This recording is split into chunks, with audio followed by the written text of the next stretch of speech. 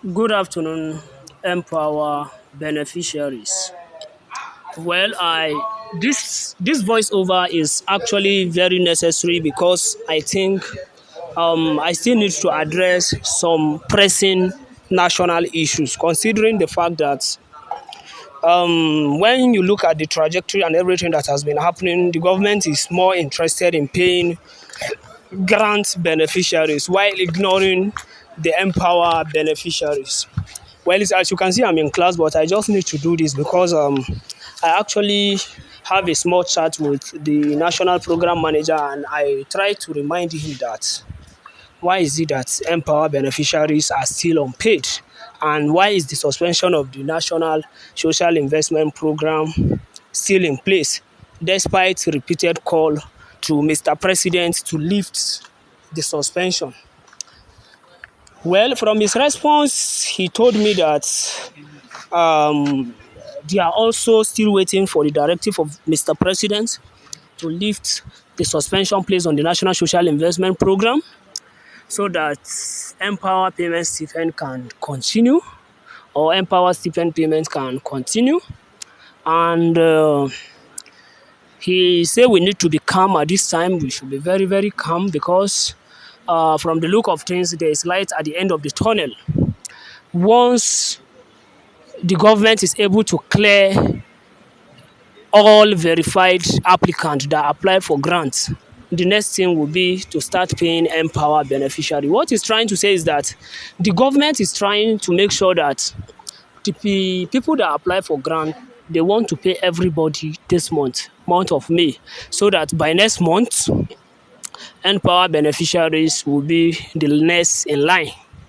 Now, from yesterday, a bulletin was released by the Federal Ministry of Trade and Industry, and from the bulletin, you can see they specify that 3.6 million people applied for the grants, but only 1 million people will actually benefit. When you do your calculation very well, you will see that that is almost 30%.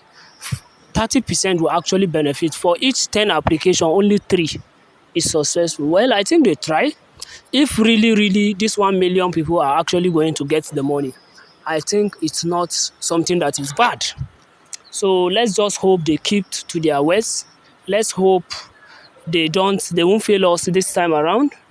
I hope that between now till 31st of May, everybody who apply for grant, the 1 million verified beneficiaries, once they are paid, then by next month, Empower beneficiaries should also be expecting their stipend payments. And I was even informed that this month, the president wants to ensure that this month, a minister will definitely emerge for the Ministry of Humanitarian Affairs and poverty alleviation. The minister, it's probably Dr. Betta Edu that will be recalled back to continue from where she stopped, or maybe somebody new will be appointed to take over from her, while Betta Edu will now be reposted to another ministry. Well, whatever is the case, anything they want to do, they should do.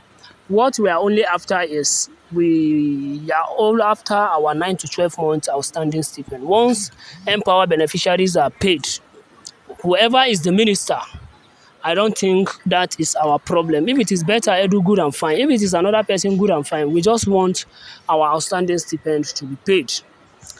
And with regards to our letters also, we've been recording the positive feedback that people have been telling us that, okay, this cleric, these pastors, they've been actually promising us that they will start using their pulpit to call the attention of the government to pay our outstanding stipend. And some of them that are even influential are also promising us that they will place a call direct to the vice president, their respective state governors, to at least help us plead or appeal to Mr. President to ensure that our 9 months outstanding stipend are cleared before the end of May or June. So I think that's actually a positive feedback. And people have also been asking us that, the ESCOs, are we still going back to Abuja for another protest, or we will still go back to Abuja for a dialogue? Well, what I want to tell you concerning that is we want to see the body language. We want to see their body language this month. If we notice any positive development, I don't think there will be any reason for us to go back to Abuja and protest. But if between now to May 31st, nothing actually happened, if they just like nothing actually happened, there is no communication from the ministry, there is no communication from NCIP, then we may start mobilizing our leaders to go back to Abuja again. So be ready to contribute and send us to Abuja.